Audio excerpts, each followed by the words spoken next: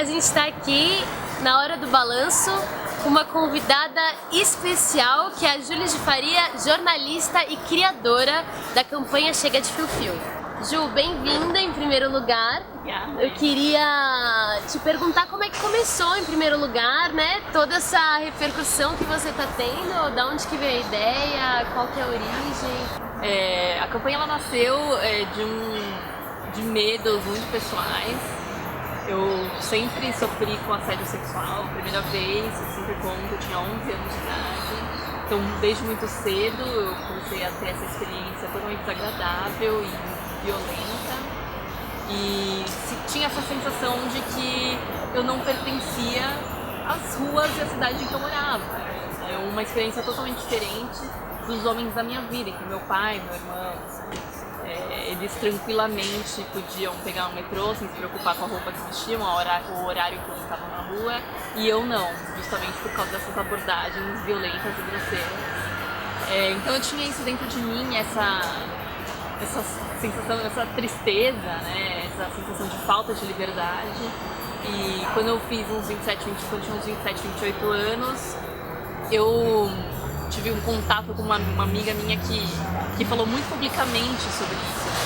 Então, enquanto eu sofria assédio e deixava aquilo ficava muito guardado, eu tinha até vergonha de comentar, ou quando comentava era entendido como banalidade, essa minha amiga simplesmente falou muito publicamente sobre o assédio que tinha vivido, e aquilo me deu muita força. Eu entendi que nós éramos todas vítimas dessa violência e que estava na hora de fazer alguma coisa a respeito. Então a campanha ela veio dessa vontade de falar sobre isso. Na sua opinião, assim, o que deixa os homens à vontade para assediarem a gente no espaço público? Qual que é a origem, né, dessa violência que a gente sofre, que é uma violência tão naturalizada, tão invisibilizada? Qual que é isso? A mulher sempre foi entendida como um ser doméstico, a da casa, descendente familiar, então ela não é vista como se ela pertencesse a esse espaço público. Então, nas ruas, ou até mesmo no ambiente de trabalho, até a gente faz um paralelo com a internet, que é visto como esse ambiente público. Quando a mulher está ali, você não deveria estar aqui, né? E se você está, a gente tem um jogo de poder. Nós temos mais poder nesse ambiente.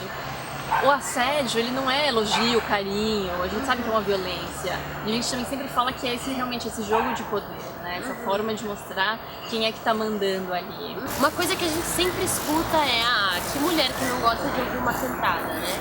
O que você acha disso? O assédio, ele tá muito relacionado ao medo, né? A gente diz que a ONU tem um dado que é 1 em cada 5 mulheres no mundo vai ser estuprada ou vai ser vítima, vai sofrer uma tentativa de estupro ao longo da vida.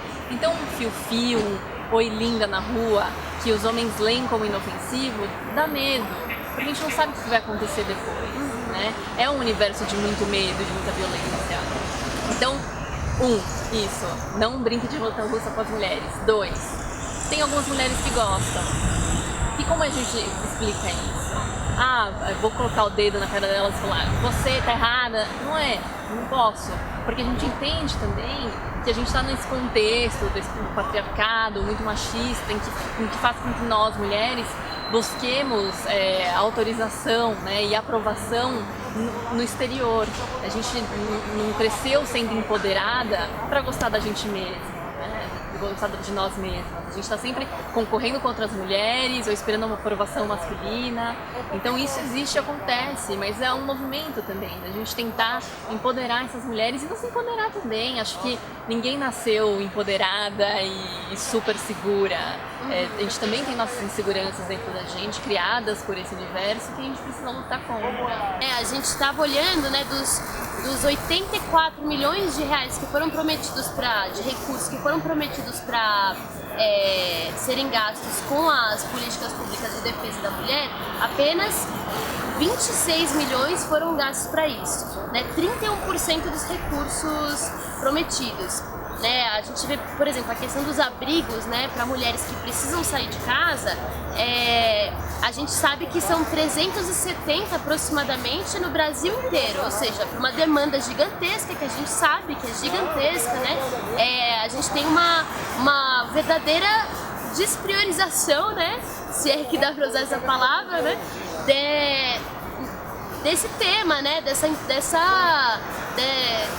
investimento. O que você acha sobre isso? Qual que é o impacto disso no nosso cotidiano enquanto mulheres na rua, enquanto mulheres no mundo do trabalho, enfim?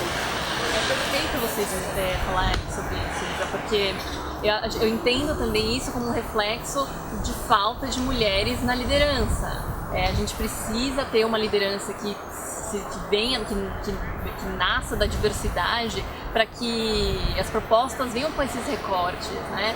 Porque quando a gente pensa em neutro, o neutro já é masculino, o neutro é branco, né? O neutro é cis e hétero. Então por isso que a gente precisa ter mais mulheres na liderança, para que consiga lutar com esses números e puxar com esses recortes, né? Pensando nas minorias. Eu queria que você falasse um pouquinho daquilo que você acha, de quais são os impactos dessas decisões, ou por exemplo, das decisões que são tomadas por figuras como Eduardo Cunha na política brasileira, e quais são os impactos dessas decisões que de vez em quando parecem tão distantes da gente, mas que talvez tenham um reflexo muito presente no cotidiano das mulheres. Enquanto a gente não se identifica como vítimas dessas opressões, a gente não consegue lutar contra. Então a gente precisa entender e se identificar como vítimas dessas ações que são machistas e conservadoras e reacionárias, porque elas estão impactando nossa vida, impactando com a pessoa que está ao nosso lado, né? E a gente como uma sociedade como um todo.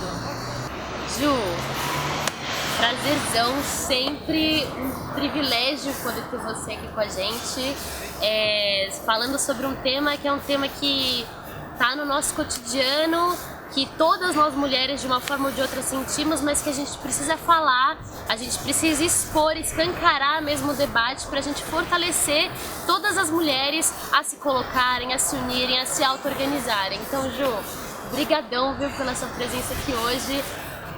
Enfim, participem de todos os projetos que a Ju colocou aqui e principalmente vamos continuar juntas porque a luta é longa e tem muita coisa para fazer.